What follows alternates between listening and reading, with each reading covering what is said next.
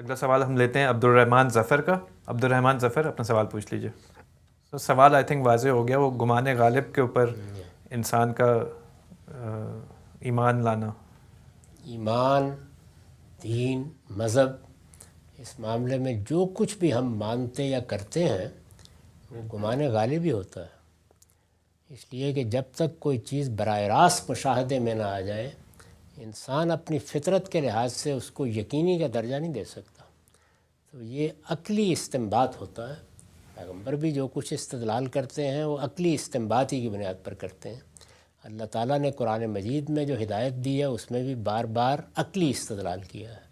تو عقلی استدلال میں آپ بڑی حد تک اس نتیجے پر پہنچ جاتے ہیں کہ یہ بات اسی طرح ہے. لیکن وہ یقین حاصل ہو جائے کہ جیسے میں اس کرسی کو یا میز کو دیکھ رہا ہوں یہ نہ اللہ کا مطالبہ ہے اور نہ یہ کسی انسان کے بس کی چیز ہے. اتنی بات البتہ بالکل صحیح ہے کہ جب ایک مرتبہ عقلی اطمینان ہو جاتا ہے اور ایک گمان غالب سے آدمی زندگی شروع کرتا ہے تو اس کا رب اس کے ساتھ ایسے معاملات کرتا ہے کہ آہستہ آہستہ یقین کے قریب کی کیفیت یا اس کے بعض مناظر بھی اس کے سامنے آ جاتے ہیں اور وہ بھی اتنے ہی آتے ہیں جتنے کہ اس دنیا کے اندر آنے ضروری ہیں.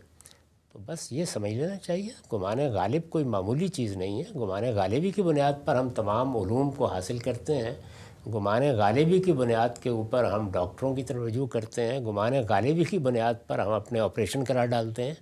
ان میں سے کوئی چیز بھی یقینی نہیں ہوتی.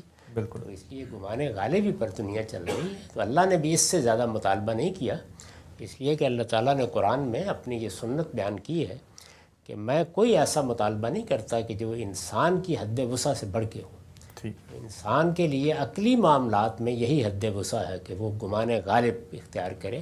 چنانچہ دیکھیے بڑے مدح کے موقع پر کہا ہے الذین یظنون انہم ملاقو ربہم، یعنی انہیں اس کا گمان غالب ہے کہ وہ ایک دن اپنے رب سے ملاقات کریں. ٹھیک ہے سر، بہت شکریہ.